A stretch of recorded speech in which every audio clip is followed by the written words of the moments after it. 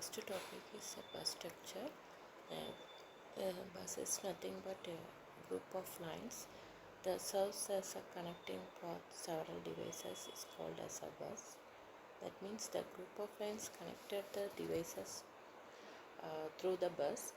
The bus is having a separate line to carrying a data and address and control purpose. So bus is a common part of connecting two or more devices. It's a shared transmission medium uh, uh, where the multiple devices are connected to the bus signals, transmitting one devices to the other devices, and it's capable of sending signals which are nothing but binaries, zeros and ones. Several lines of a bus can be used to transmit the binary digits simultaneously. It can be used for only one transfer at a time. All units are connected to the single bus. So in a structure we are seeing that single bus connections, that is the inputs, outputs and memories and process are connected to in a single lines. But here at a time only one transfer is happening in a single bus. The other holds in a buffer registers. In a multiple bus, it's used for the performances. The multiple buses for performance, which is having architecture support based suitable handling some special types of informations. So here the data bus, address bus, control bus, and three system bus are connected to the CPU, memories, input output units. It's a type of computer architecture.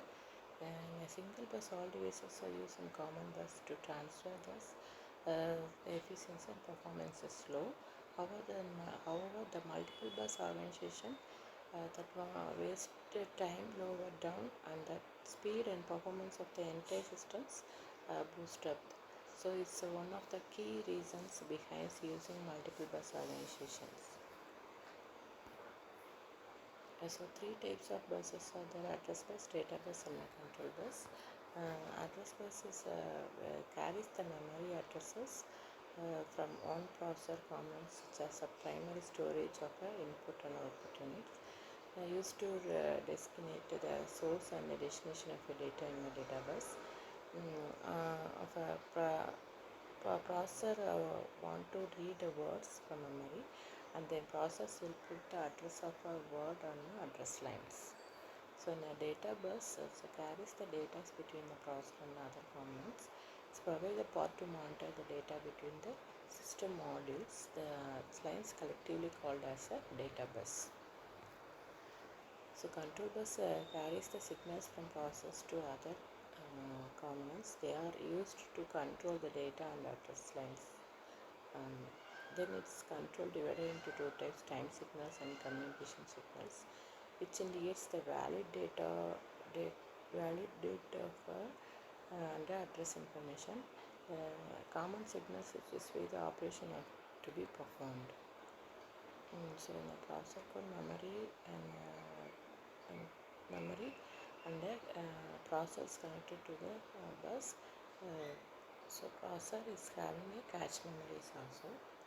So here the basic evaluation equations based upon a time, we are including the number of instruction execution and average number of basic steps, which is based on a rate of a clock. So the T is equal to n into S divided by n as a calculation basic performance equations. So in a processor clock, it's control the time signals, and its regular time intervals is called a clock cycle. So the clock defined the regular intervals is called as a clock cycle. So processor times is controlled by a specific signal of a control. Then the processor divides the action to the performed into a sequence of steps, which steps to complete one clock cycle. So from the clock rate we are calculating 1 by P. So P is nothing but a one clock cycle. So that's a parameter that affects the processor performance. The inverse of a clock rate measured in a clock per seconds. So performance and execution time of a complex X, a computer X. So each and every computer we have to calculate the performance by the execution of that particular computer. So performance of X, that is computer 1, if we calculating means the 1 by the execution time. That this means the two computer X and Y of performance. X is greater than the Y means, so performance of X is greater than performance of Y. So we know that the performance having the formula 1 divided by execution time. So in a performance X, that is X of the computer, we are calculating 1 divided by execution time of X. Likewise, performance of Y, we are calculating 1 divided by execution time of Y. So the execution time of Y is greater than execution time of X. So this is a execution Y is greater than X. So the X is faster than the Y.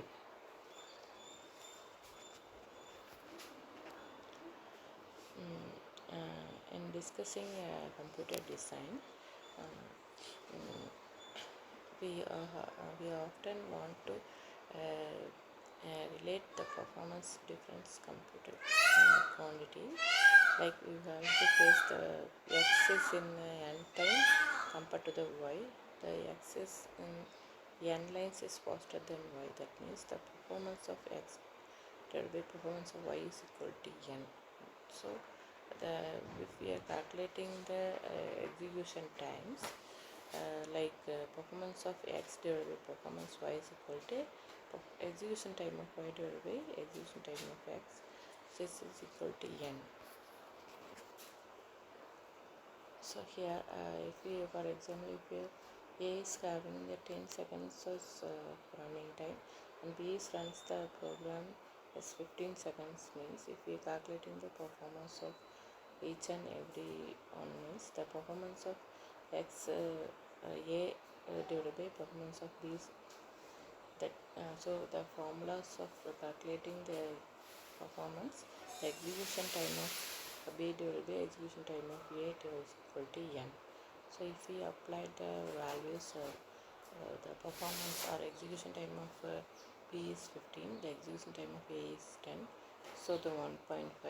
So A is the 1.5 times faster than B. So thank you.